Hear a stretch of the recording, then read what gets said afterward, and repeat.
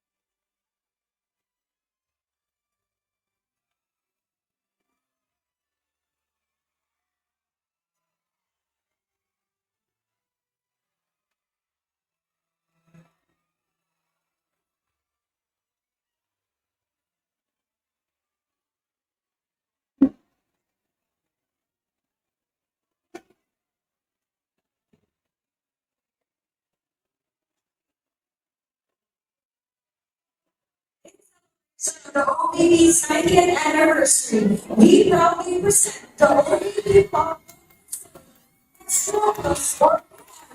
This exhibit showcases priority pros and contributions of Vice Presidents of the Philippines in shaping our nation's history. or VIPs and guests will now have a quick tour of the exhibit to be led by Blue Big One. Afternoon po. Okay. Maayong hapon, kaninyong tanan. Good afternoon po. Welcome to the OVP's 90th anniversary pop-up exhibit. The exhibit's primary audience are grade 5 students and above. Yan medyo. Okay, so ako po si Iggy, Pat, and I will be your guide. This exhibition honors the vice presidents of the Philippines who have done extraordinary in many different ways. The aim of this exhibition is to inspire the young to take on active citizenship roles and to have a lot of country that is as intense as that's not demonstrated by the VPs of the Philippines.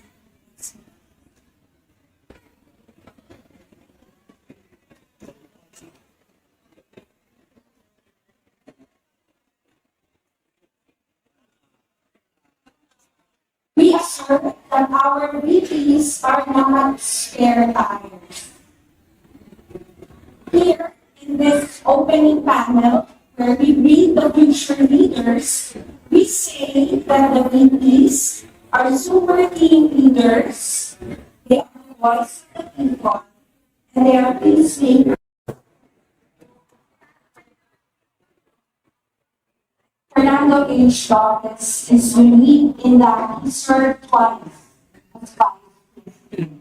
He comes from Iloilo, and he is known as the Rice Star because he championed programs for irrigation and agricultural modernization to uplift the lives of Filipino farmers. But he was our third and seventh. His numbers quarter tell us the sequence of the history of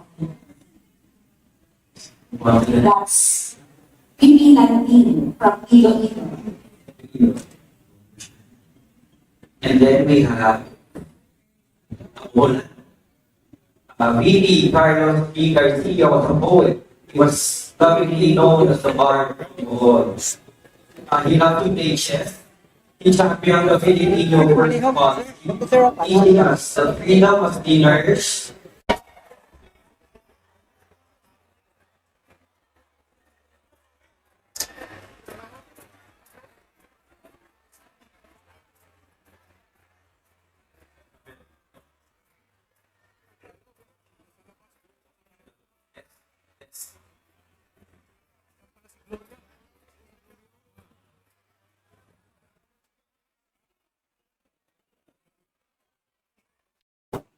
Abolish shared tenancy to help the farmers keep the food they work hard to grow. The law is known as the Agricultural Land Reform Code.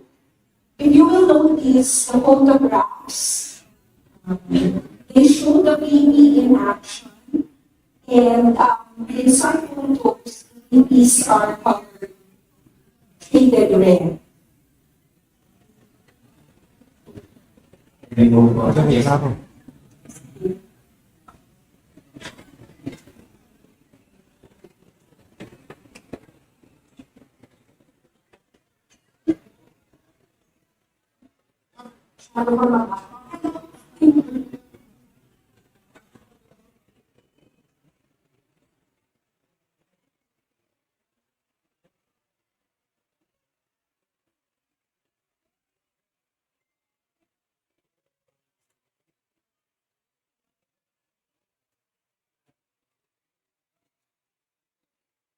Our VP is Manuel Maning Pelaez, who hails from Mensahe Oriental. He served as a congressman, senator before he was elected as the first VP from Mindanao. He was a strong-willed leader. He famously stood up for the rule of law and the dignity of the Philippines in the world stage. he fast-tracked rural development by bringing electricity to provinces and lighting up even the most humble Filipino houses. Yes. From Mindanao. In the Naku.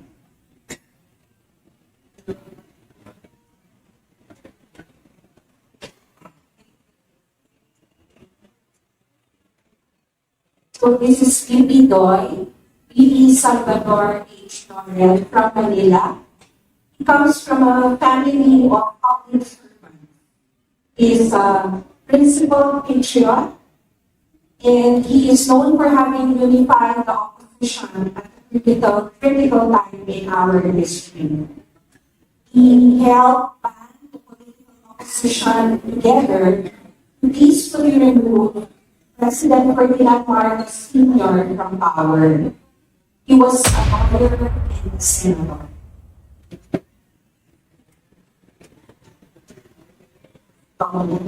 Next, our ninth VP is the first non-lawyer VP. He was an actor, the era.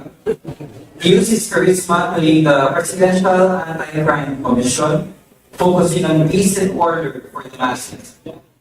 The snap graphics that you see at the top are the taglines the VPs are known for. In this case, slogan was Era para sa Manila. This is slogan na Iran also for president.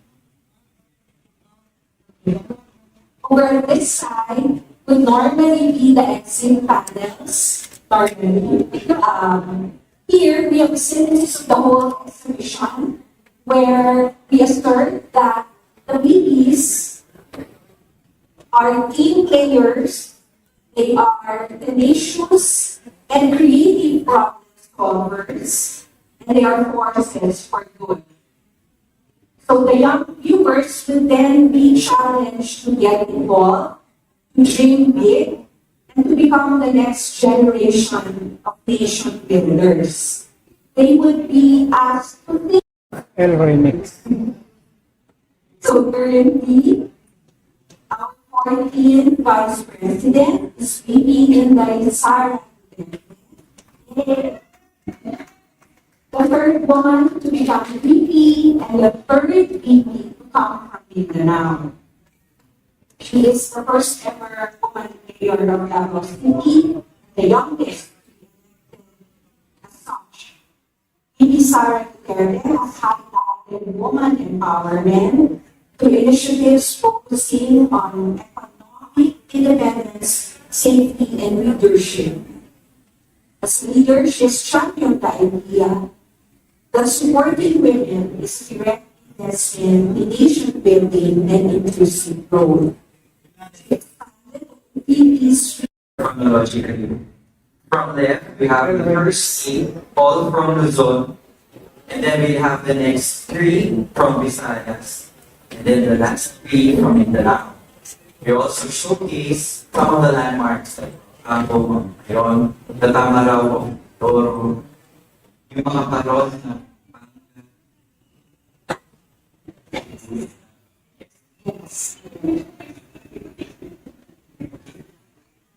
and next.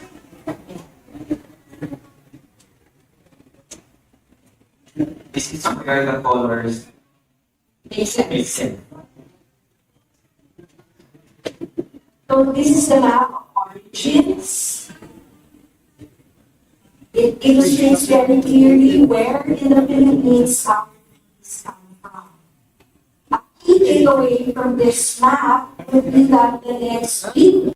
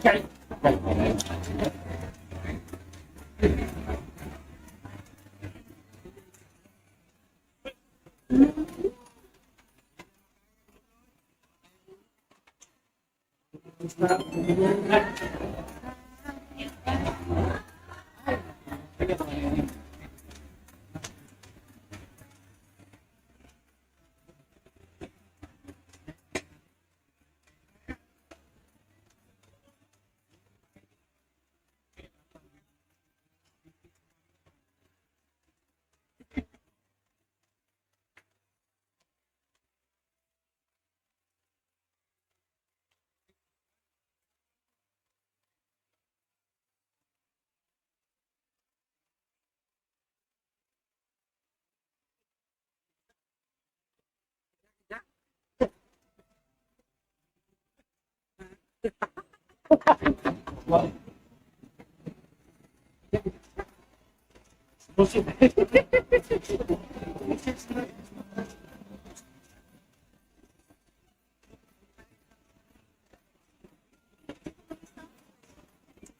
afternoon, ladies and gentlemen. To officially begin our program, and what's instruments for the singing of the Philippine National Anthem to be followed by the invocation.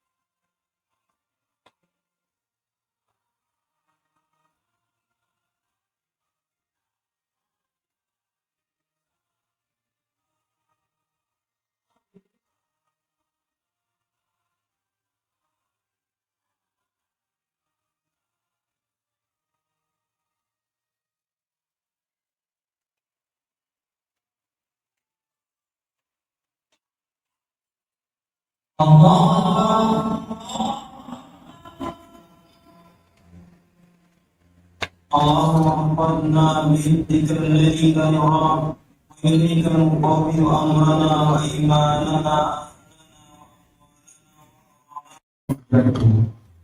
Yang kaya kumamali ang kami kailangan makasustun layani at kung baka tumaan mo ang dami yang tumaksita ng yan ang tiyaman naman. من رسول وفقنا من فتنة الدنيا وعذاب الآخرة. اللهم إنك Kapatibon na nagpupuri sa iyong pangalan, gabayan mo kami upang ng aming puso iso ang iyong kalikuman at maging kadang stage. But for the first time, a boat breaks away from the pattern. We shift the focus to the second highest office in the land, the Vice Presidency. First in line is the told story of 14 states people who have raised and shaped the office from its humble beginnings in colonial times to its pivotal role in nation building. Through personal stories, visions, and leadership styles, First in Line reveals how these men and women faced challenges, influenced national development, and made a difference in Filipino communities. The book also honors the dedicated public servants behind the Vice Presidency, those who work tirelessly to bring disaster relief, social programs, education, and environmental initiatives to Filipinos across the nation. Through this book, First in Line, we invite you to a celebration of leadership, service, and enduring legacy of the Vice Presidents of the Philippines.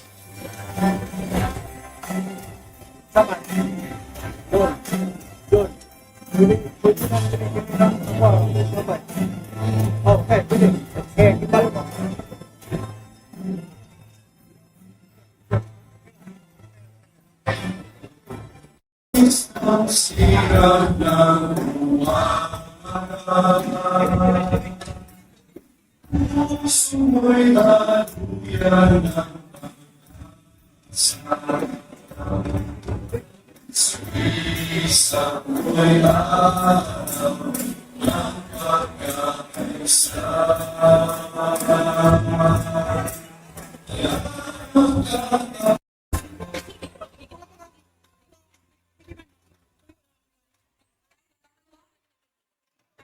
Show us your best smile. Say the camera.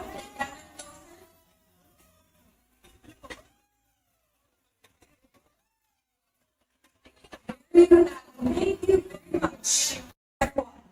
In celebration of the 90th anniversary of the office of the Vice President and in line with the theme, OVP at 90, Duty, Continuity, Legacy, we are proud to showcase the OVP pop-up exhibit titled Extra Plus Ordinary.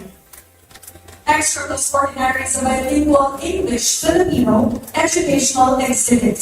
It redefines the Vice President not as a spare tire, but as a team leader, peacemaker, and nation builder who embodies resilience, integrity, and compassion.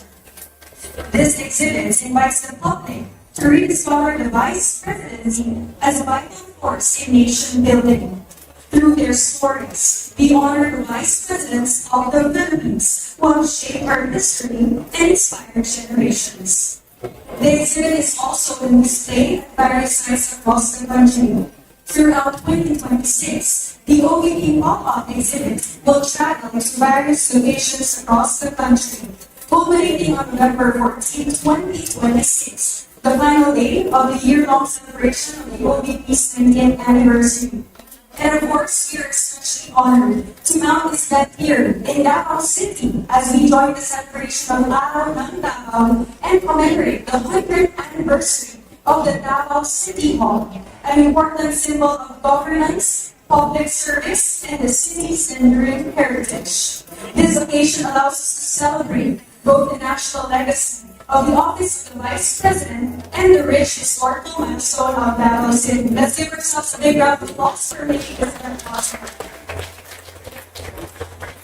And so, please stay tuned for the exhibit scheduled by following our official Facebook page, Office of the Vice President of the Philippines. We also encourage you to visit or invite your family and friends to visit the OVP pop-up exhibit nearest you.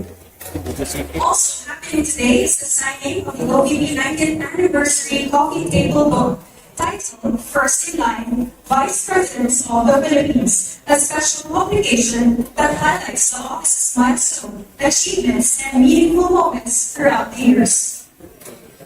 To make this occasion even more memorable, we now turn to a distinguished leader whose legacy of service spans decades. She has served her country both as President and Vice President, and today continues her commitment to public service as the representative of the 2nd District of Pampanga.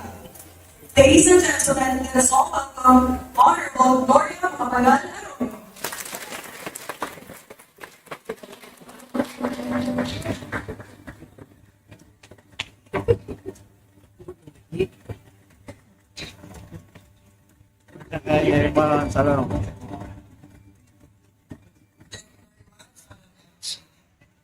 Dali mo pa.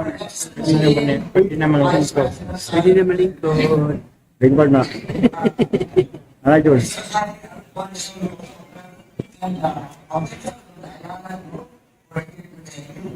Office of the Committee, may ibaharap ko kayo sila din siya, tapos hindi tayo habang galing ka. Hindi nyo rin already today. Exhibit and book signing of Vice President Sara. This gathering comes at an important moment in our national life. As the Vice President has recently declared her intention to seek the presidency.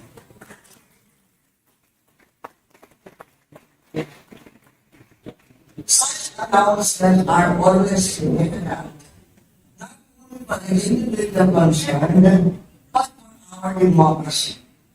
They invite reflection, conversation, and renewed engagement from our people, especially when we consider that in our country's history, 6 of our vice presidents, Sergio Osmeña, Elvito Quirino, Carlos Garcia, Desnado Macapagal, Joseph Estrada, and Gloria Macapagal Arroyo, eventually rose to the presidency.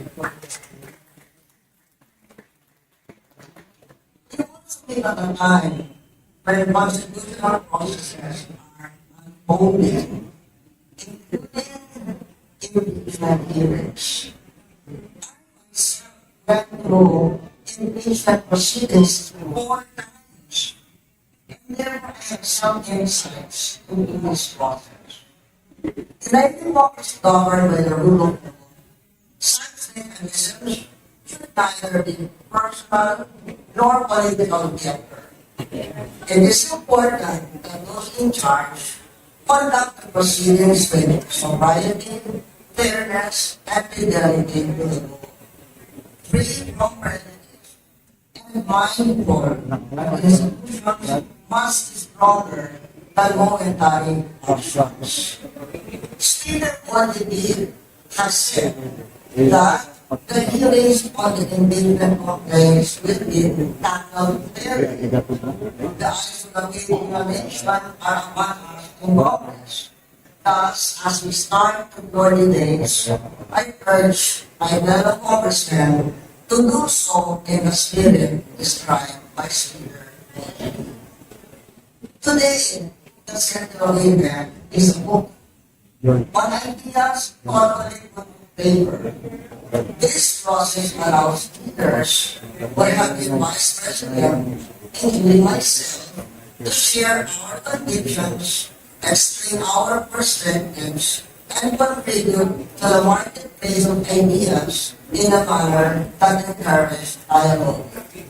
I congratulate the Vice President on this event and extend my best wishes as she shares her work and the work of other Vice Presidents, including myself, with the public. As we do again, they all conduct themselves with a deep sense of responsibility to the nation. This should not be announced, but guided by principle and strengthen democratic choice. Happy 90th anniversary to the office. Thank you very much, Honorable Morgan, for your message.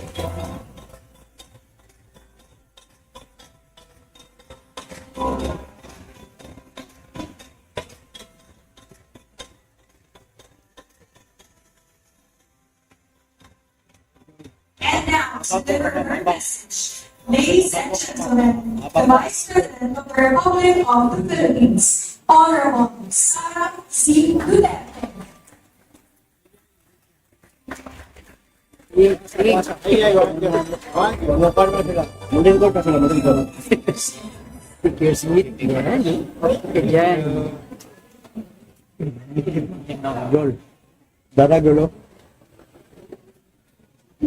former President Congresswoman Gloria Macapagal, to the officers of the Ayala Group of Companies, to our very important guests, mga kababayan, mga na-explain kong gagawin nyo, assalamualaikum warahmatullahi wabarakatuh.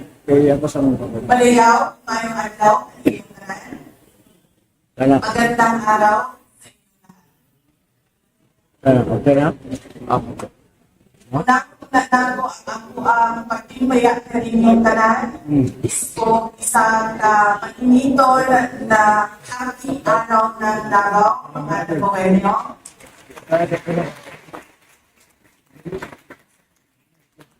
O ang magpasalamat sa inyong mga pagsuporta sa 90th anniversary celebration sa Office of the Vice President, sa akong papa-exhibit karon o sa akong book signing kauban si former President Gloria Macapagal.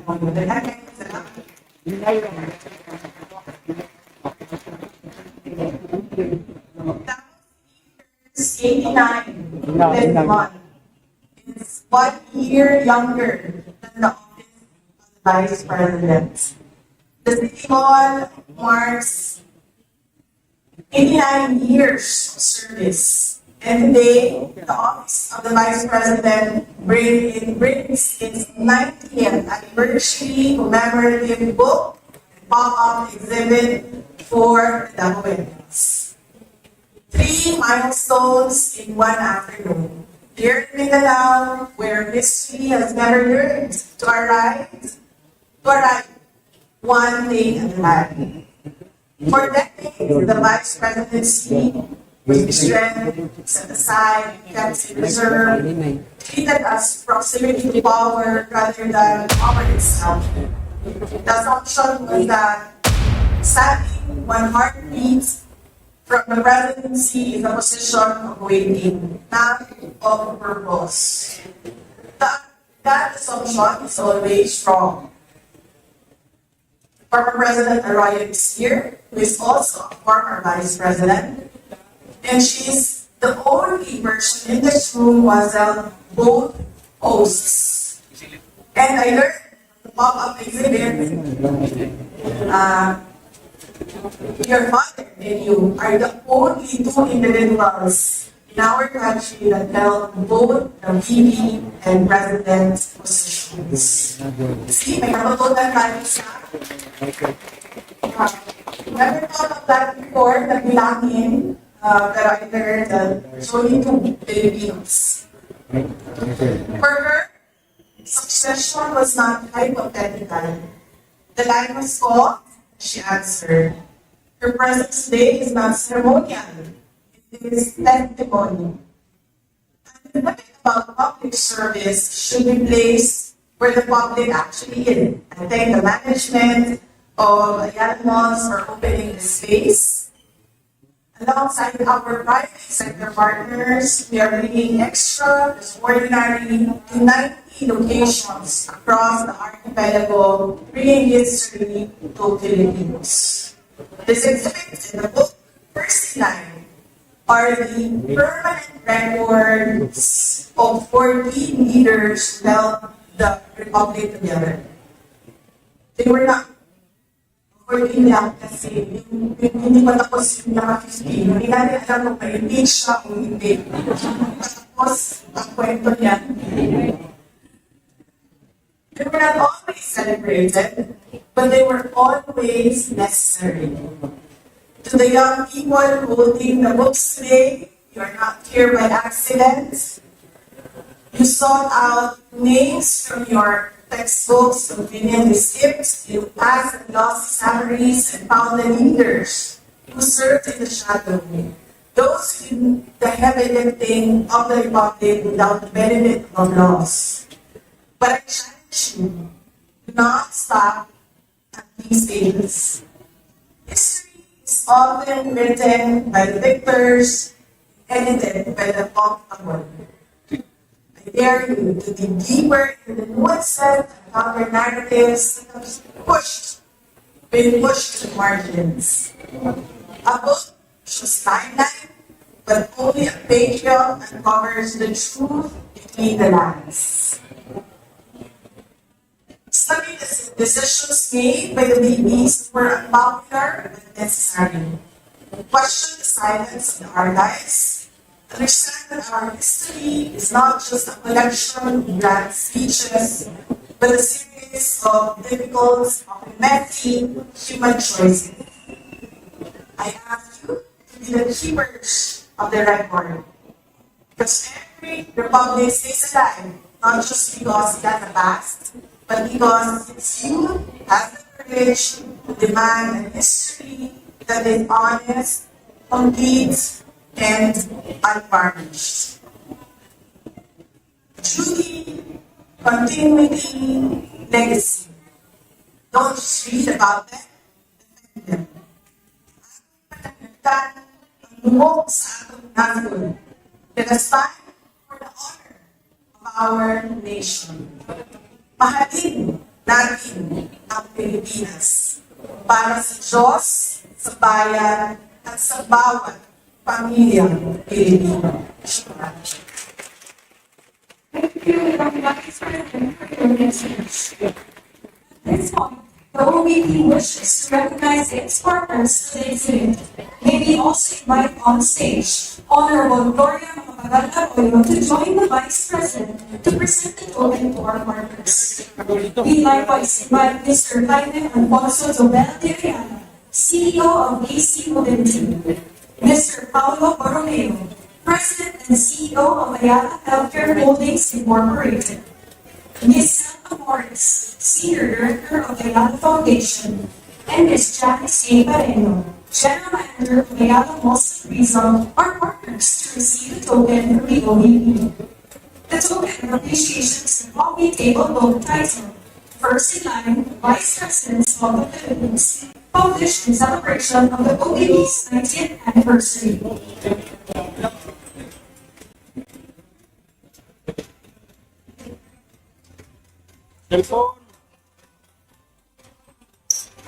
Thank you very much to our partners. Round of applause, please. May we request the Vice President and the former President to kindly remain on stage as we will now have our photo opportunity.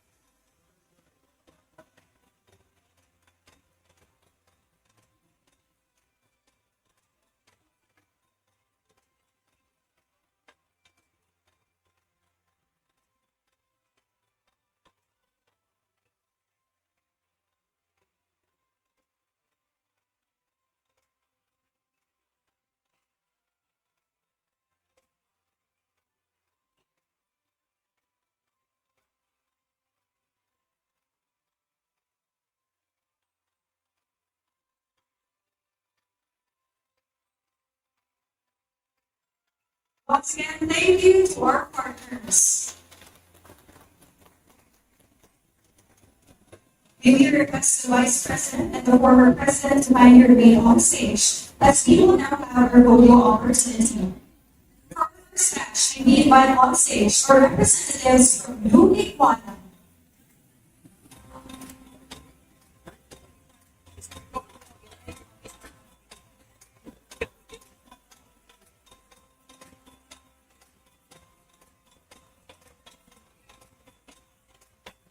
Thank you.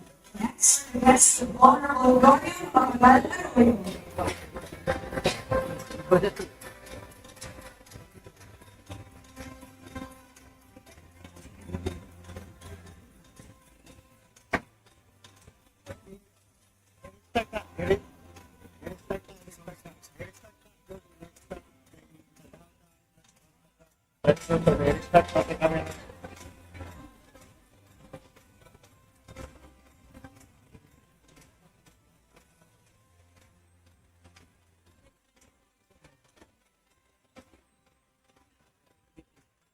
Thank you.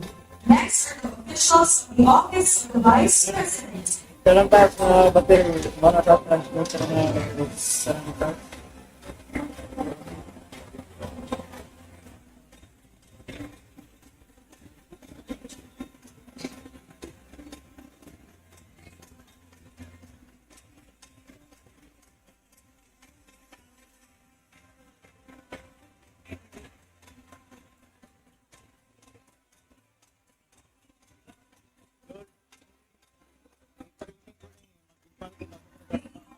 Request the staff of the Office of the Vice President to join her officials on stage.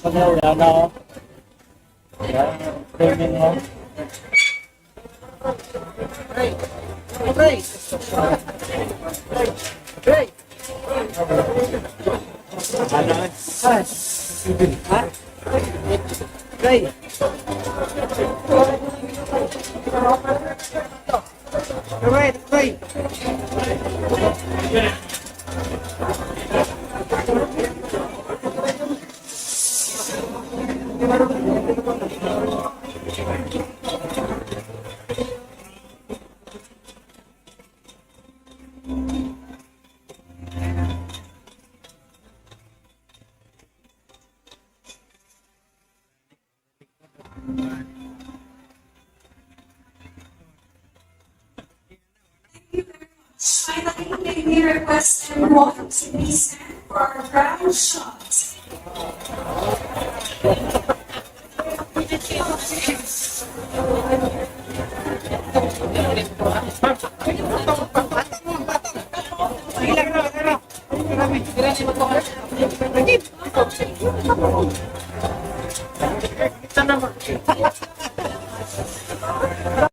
Of service, leadership, and the enduring commitment of the ODP to the Filipino people.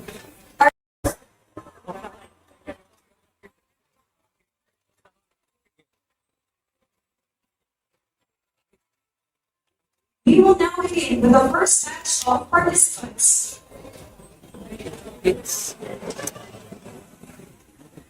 We kindly remind everyone to follow our ushers for an orderly conduct of the ceremony. Thank you very much.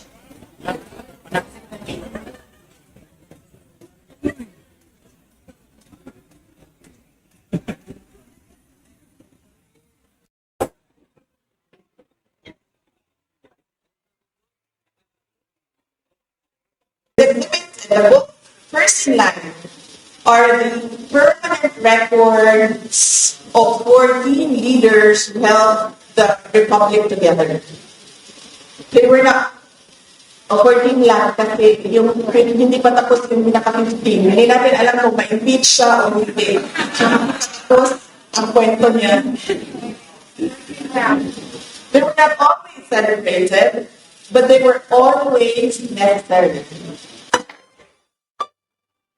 You take your seat.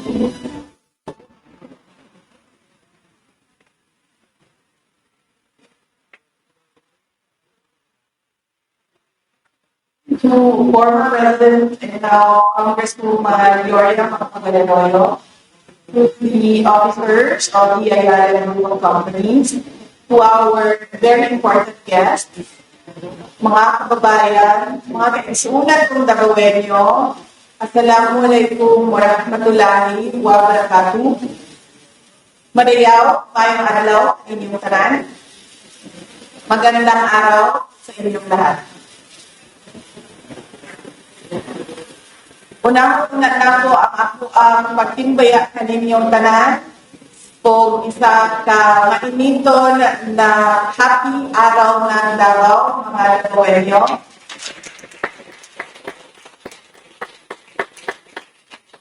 O ang among pagpasalamat sa inyong pagsuporta sa 90th anniversary celebration sa Office of the Vice President, sa among pop-up exhibit karon o sa among book signing kauban si former President Gloria Macapagal-Arroyo. Daghang kayong salamat.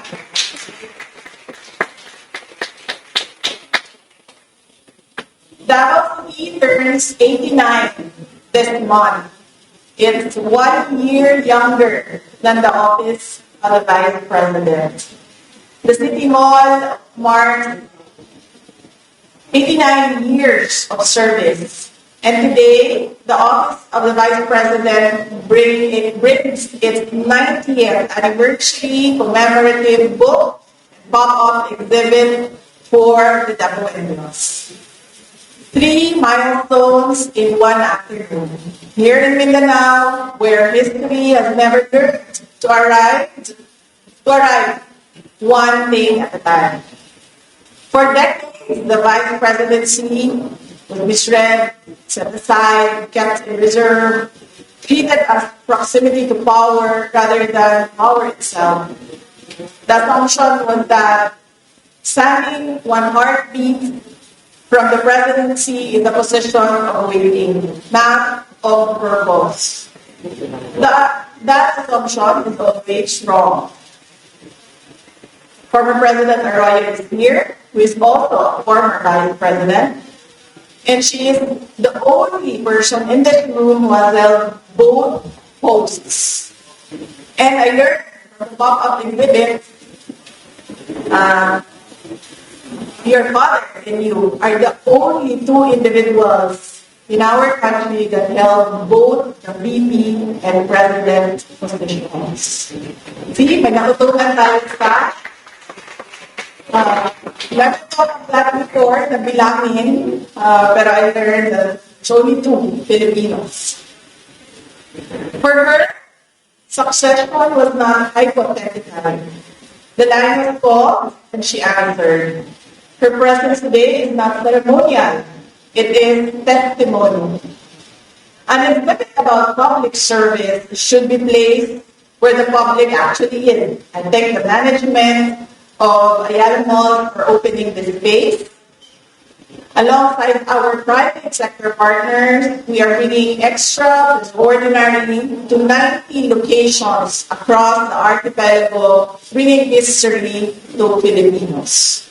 The exhibits in the book, First in Line, are the permanent records of 14 leaders who held the Republic together.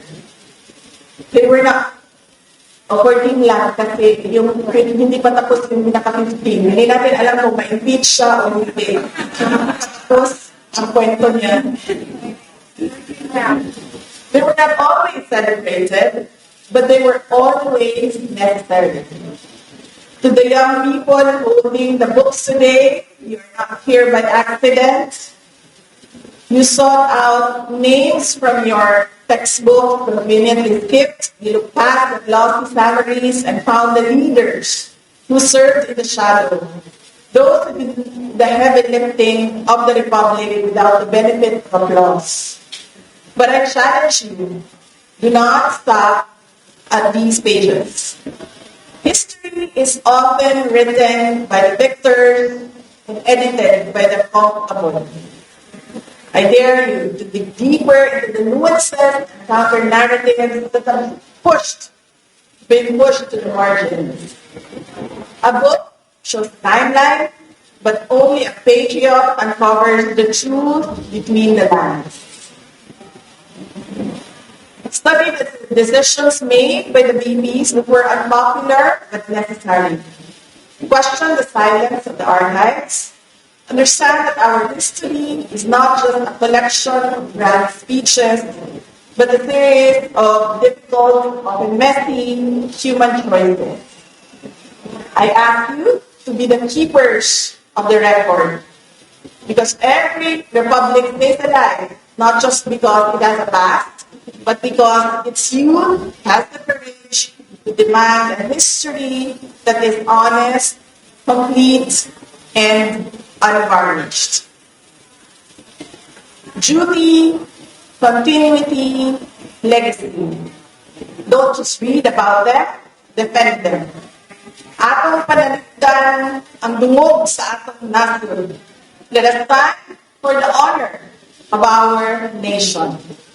Mahalin natin ang Pilipinas para sa Diyos, sa bayan, at sa bawat pamilyang Pilipino. Shukran. Thank you, Madam Vice President, for your message. At this point, the OVP wishes to recognize its partners for the exhibit.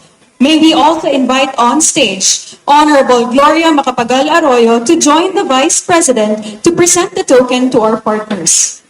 We likewise invite Mr. Jaime Alfonso Zobel de Ayala, CEO of AC Mobility, Mr. Paulo Borromeo, President and CEO of Ayala Healthcare Holdings Incorporated, Ms. Cel Amores, Senior Director of Ayala Foundation, and Ms. Janice A. Pareño, General Manager of Ayala Malls Tabriza, are partners to receive the token from the OVP.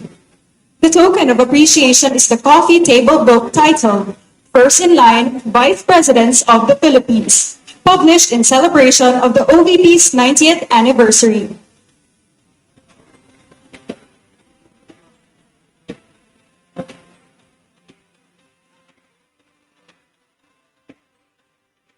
Thank you very much to our partners. A round of applause, please. May we request the Vice President and the former President to kindly remain on stage, as we will now have our photo opportunity.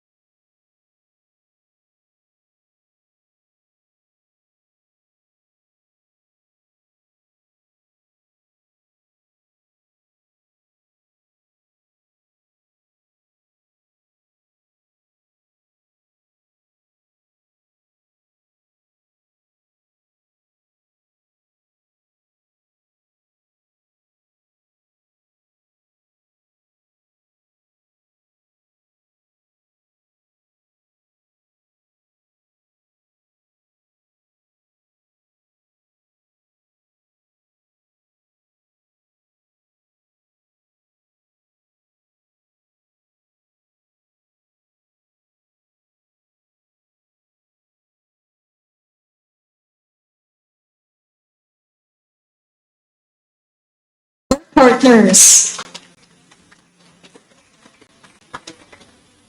May we request the Vice President and the former President to kindly remain on stage as we will now have our photo opportunity. For our first batch, may we invite on stage our representatives from Blue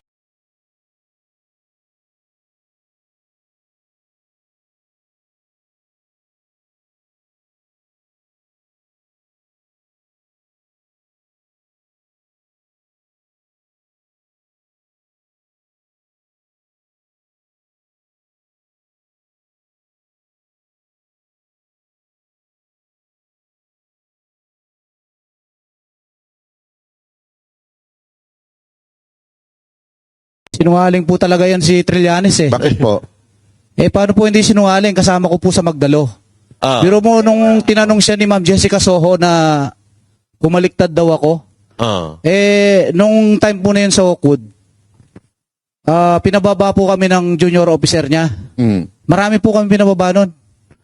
Tapos sinabi niya po na bumaliktad daw kami. Sa dami-dami ng diniliberan nyo, sino yung nakikita nyo ng personal na politiko o government official? Yung talaga nakita ninyo?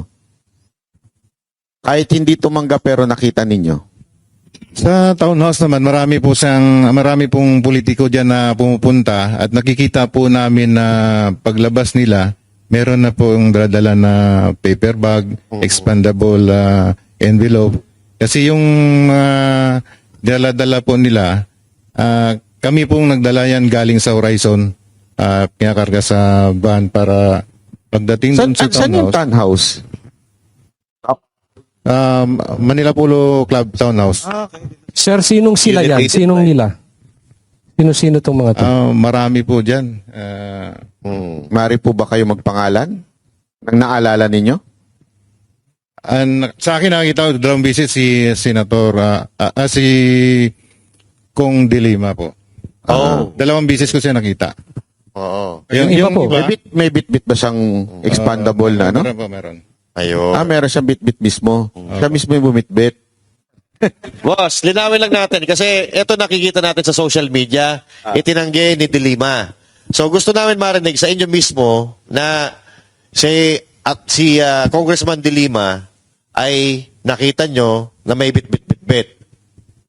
Yes po. Opo, sir. Ayun, malinaw. Kasi Di ba ata siya congressman? Oo, hindi pa.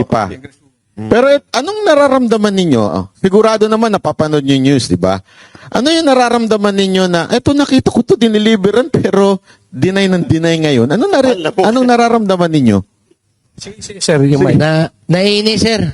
Nainis? Kasi parang kami pa yung lumalabas na mali. At sinungaling. Mukha nga inisis. Oh. Sino pa? Kasi hindi naman po namin sasabihin yun kung halimbawa ko lang po, sir, no? Ordinaryong mamamayan lang po ako. Paano ko po malaman yung bahay niya kung hindi ako napunta doon? Yun. Makes sense. Tama. Oo. Ito pa, boss. Di po ba, sir? Sino pa po? Ano yung nararamdaman nyo tuwing napapanood nyo sa TV? Itong taon to, deny ng deny, dinimanda pa yung abogado namin, talaga namang tumanggap siya. Sir, isa lang masasabi ko, don't shoot the messenger. Yun. Magaling. Ito, diretsuhin ko na yung tanong siguro. Diretsuhin ko na. Si Senator Soto, meron bang nakapag-deliver kay dito? Wala, sir, magano kasi minsan ginawa niyang Itbulaga eh. Ang ganda, sir, nung ako yung dyan, yung team advance. Ikaw. So, nauna kami sa area sa Baclaran, sa building, sa opisina yata dyan, sir, sa Baclaran. Ngayon, pagdating nila ni boss, ako nag-guide dun sa baba, kasi sa baba may daan dun, sir eh. May elevator paakyat.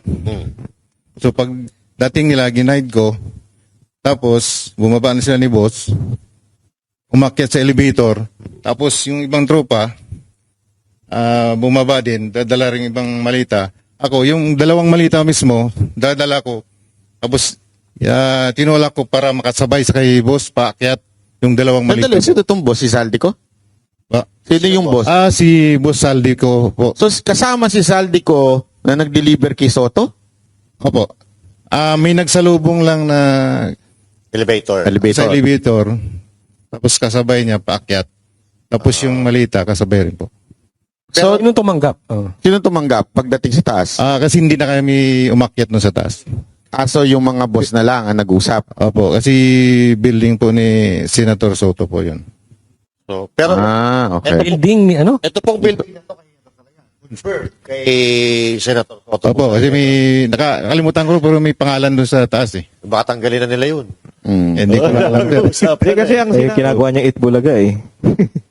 Pero di ikaw, di ba, nakita mo mismo yan. Sa sarili mo, ikaw mismo nagbitbit ng 2 maleta. Ano nung nakita mo sa news na dumidinay si Soto? Anong nasa isip mo? Sa isip ko parang natatawa lang ako sa sinasabi niya na baka hanapin ng misis niya yung malita na yun. Pero sa akin naman, hindi naman ako magsabi ng sinungalingan kasi ako mismong nag-abot kay boss kasabay dun sa elevator. Kung ano, alam mo, kung totoong di umano nag-deliver kay Soto at hindi alam ng asawa, saan kaya napunta yon? Ay, yun lang. Nangyari tayo dyan. So, sino naman yung kumuha sa Bucor? Yung, di ba, meron daw nang galing na pera mula dun sa Bucor tapos dinala sa bahay ni Zaldico? Dinala po sa basement 3, sir, sa Shangri-La, sir. Basement 3 ng Shangri-La. So, from Bucor? Hindi ko po alam sigurado kung galing sa Bucor mismo, sir. Paano mo, saan mo kinuha? Bali, dineliver po, sir, ng 2 sasakyan, sir. 8 malita, 4 na large, saka 4 na medium size. Hindi, paano mo nasabi yun na... Kasi yung nagmi-meeting, sir, si Bucor Katapang at saka si Boss Saldico doon sa Shangri-La, sir, sa High Street. Nagpasama po si Paul Estrada, sir, na kung pwede pakisamahan siya para i-diskarga yung mga laman ng pick-up, yung mga 2 sasakyan, sir. So, linawin natin. So, may meeting si Zaldico at saka si Katapang. Yes, sir. Kanino yung sasakyan na pinagkuhanan ng maleta? Sa inyo ba? O hindi nyo sa... Hindi sa amin, sir. So hindi galing sa inyo, nagpasama lang si Paul para kunin, tapos inilipat. Iniakyat namin sa number 56 Horizon Home, sir, sa condo unit ni Boss Saldico. Okay. Ano to? One time lang ba to nangyari o regular na nagbibigay Sa partisipasyon ko, sir, isang beses lang ako naka-sir. Ano ba sa iba na... Actually, sir, 2 kami nung nagpunta doon sa baba ng Shangri-La sa lower level 3. Kami nagbuhat nun, lipat sa sasakyan namin. Tapos inakyat namin doon sa 56 sa Horizon. Saka may mga iba pa kaming mga kasamahan, sir. Tulad nila... Pero isang beses lang to? Sa akin, sir, isang beses lang, sir. Sa akin din, sir. Yun na lang yung isang beses. So after nyo matid, alis na kayo? Yes, sir. So wala namang pag pinag-deliveran, kinuha ni Zaldico yung kalahati, tapos, ito, dalhin nyo na sa iba. Walang ganon? Wala ganon, sir. Siguro, nung pagkatapos nung ibang araw, yun na, in-deliver na yata kung saan yung ipa-deliver po. Meron pa po ba dito na naalala na pinag-deliveran ninyo na kayo mismo personal nakita ninyo o alam ninyo na ito ay sa particular na tao na ito? Meron po ba kayo naaalala? Sige. Sir, ako, sir, nag-deliver po ako sa residence ni former Senator Trillanes. Sa bahay niya? Correct, sir. Okay. Maleta o envelope? 2 envelope. Hindi mo binibilang yung laman nun? Sir, ang concern talaga kung sino nagbibilang dyan, sir, ay yung mga AE. Kasi kami, sir, driver bodyguard lang. So, ang concern lang namin, magmaneho, ang pagbibilang ng pera, yung mga AE. So, nung diniliver mo sa kay Trillanes, siya ba ang tumanggap? Tao niya ba? Sir, yung pagdating na namin doon sa bahay nila, si Mark Tiksay na po yung pumunta doon sa loob ng bahay. Paano mo nalaman ng bahay ni Trillanes yun? Sir, 2 beses po ako nagpunta doon. At saka yung bodyguard niya ay nadoon kabats ko din. Okay. Okay. At saka, isa pa sir, dagdag ko pa. Noong panahon na nagdadrive pa ako kay Joey de Guzman, 2 beses ko din na sinundo doon sa may DBA, Dasma Village, Makati, si former Senator Sonny Trillanes. Kasi ayaw niya magpakilala, sir. So hindi ko alam kung bakit ayaw niya magpakilala. So sinundo ko doon sa may gate ng Pasay Road. May nabanggit kang Joey de Guzman. Sino ba ito? Ito ba yung media personality? Media sa sir, siya yung pinag-drive namin. 2 po kami dati. Nagkapalitan. Sige, Mike, sir. Bali ako yung nandun una, sir, 2024, andun ako. Kay Joey de Guzman? Yes po. Nung nalipat ako sa team ni ni Madam, ni Maylin Arco, top taber doon na pumalit sa akin. Ganun pa rin yung aktibidad namin, sir. Activity ng saan ihatid yung pera. Pero, di ba, tama ba ako? Ito ba yung sa media? Ito si Joey de Guzman? Tama ba? Yes po. May mga kasama pa yan sila, sir. Hindi ko lang muna banggitin kasi nasa private individual. Wala din po sa affidavit. Okay. Yun po ang reason bakit hindi namin sinama. Yung isang halimbawa lang yan, sir, si Joey de Guzman. Joey de Guzman po. Pero siya, nakakatanggap din. Possible, sir. Meron pa, sir. Ako po, sir, kay dating Senator Trillanes, nakapag-deliver din po ako doon ng 2 beses sa residence niya. Folder o maleta? Yung una po naming dineliver doon, sir, ay paper bag. Oo. Tapos, kasama ko po noon si Paul Estrada, yung iipo ni Kong Saldi. Yung pangalawa po, 6 na malita yun. Kasama ko na po si Mark Tiksay. Yung AA din po yan ni boss. Kaya kung ano man po yung inaano niya sa TV, todo deny po, imposible naman siguro. Anong nararamdaman nyo nung siyang unang-unang pumiyok at nagalit? Kaya nga at po, sir, dinimandan naiinis kami, lahat? sir, eh. Ha? Kaya nga po, sir, naiinis kami. Naiinis, nagagalit ka rin po kasi totoo yung sinasabi mo, eh. Tapos, pinapasinungalingan niya. Si sir. May kanina si sir, may gustong sabihin. Sige. Sir, experience ko rin po kay former Senator Trillanes. Itong 2025 po, nagdala kami ni Mark Tiksay doon sa bahay niya dyan sa may Antipolo. Isang expandable paper bag po. So, regular din po pala itong pagdi-deliver kay Trillanes kasi si Sir 2 beses, si Sir 2 beses.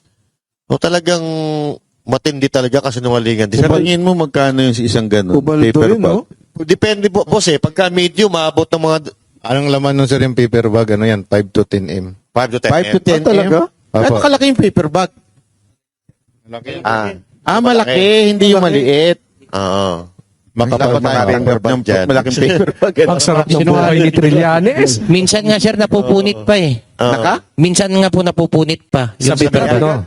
Napupunit pa sa bigat. Aba, malupit pala talaga ito si Trillanes, Sinungaling po talaga yan si Trillanes, eh. Bakit po? Paano po hindi sinungaling? Kasama ko po sa Magdalo. Biro mo, nung tinanong siya ni Ma'am Jessica Soho na bumaliktad daw ako, nung time po na yun sa Oakwood, pinababa po kami ng junior officer niya. Marami po kami pinababa nun. Tapos sinabi niya po na bumaliktad daw kami. Nakulong po ako ng 2 taon. Nalagasan po ako ng 2 rangko, 3 rangko na pinaghirapan ko pong spot promotion sa Mindanao yun. Kasi naniwala kami sa kanya. Naghirap po yung pamilya ko nun. Kaya wag niyang sabihin na bumaliktad ako. Napakasinungaling niya talaga. Totoo ba yung sinasabi ni Pierre Ardi na yung mga magdalo daw, pinitik yung mga kutsara tinidor dun sa hotel? Hindi po totoo yun. Actually, yung building na yun, walang nawala po yun. Kasi kami po mismo, pinaglaban namin yung corruption noon sa loob ng armed forces po noon. Kaya naniwala kami sa kanya noon. At actually, yung Magdalo po, buwag na po to eh. Halos wala na pong naniniwala sa kanya dahil sa kasinungalingan niya tsaka yung tumatanggap siya. Siya mismo ang gumawa ng ganyan. Ang pinaglaban namin is corruption.